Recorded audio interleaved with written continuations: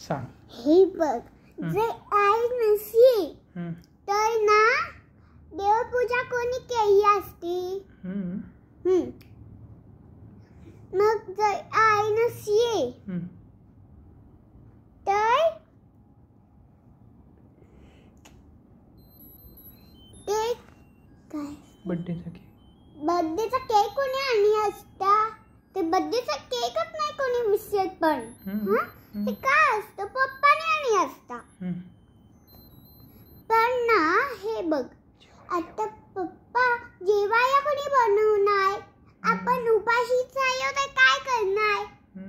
आणि जर आई नसली असती तर आपण काय विसरली असली असतो तर आईच भेटते ना तिच्याकडून काही दोन गोष्ट असते तर, आणि तिला चोरदा वस्तू तिच्याकडून.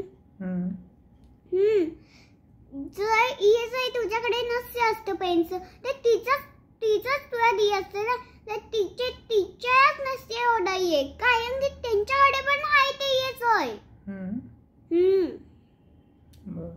आणि जर आई नसली असती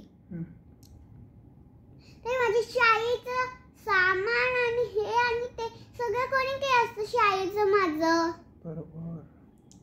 कपडे, कपडे बिपडे सगळे कोणी घातले असते? आणि जर शेंडी बांधायची असती तर अशी नसती बांधत ना. पप्पा काही गळत नसतो. हे बघा, पप्पा बॉय असतो. हे बघा, असं शेंडी बांधायची असते तर अशी शेंडी पप्पा नाहीयेत ना, कायम की पप्पा असं बांधतो, असं श्रीसायगा बांधतो ना. हा पप्पा पण तसाच बांधतो. आणि ना जर आई नसली असती तर माझ्या स्कूलचा युनिफॉर्म आधीच घातला असताना मी जुने केजीचाच फर्स्टला गेली तर. आणि जर फर्स्टला गेली तर तशीच वागली असते ना, खेळत बसली असती, शाळेत नाही जायचं असं छोटं मोटरसायकल करत बसली असती. आणि जर आई नसली असती तर भावी कशी आवडणार? कोण आवडणार ना भाऊ? कोण आवडणार? हे बघ, पप्पाला पण काम असतं ऑफिसचं. ऑफिसचं कामच असतं ना, ते छोटे छोटे अक्षर असतात. हे बघ, दाखवते मी तुम्हाला. हे बुक आहे नाही, हे बघ, ह्याच्यात काय पण लिहिते मी.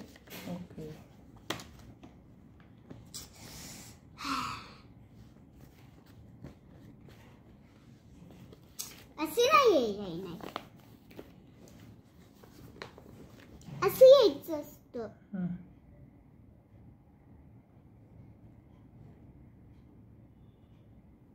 असं यायचं असतं. एवढं छोटं अक्षर, पहिलेच अक्षर एवढं मोठं यायचं असतं आणि एवढे छोटे यायचे असतं नंतर अक्षर. एवढे मोठे बिलकुल नाही. आणि आम्हाला अशा अक्षर मोठे बिलकुल नसतं यायच्या. हा काय होते? Bye bye. मांडीवरच हे नाही तो. निबंध होता का आईवर?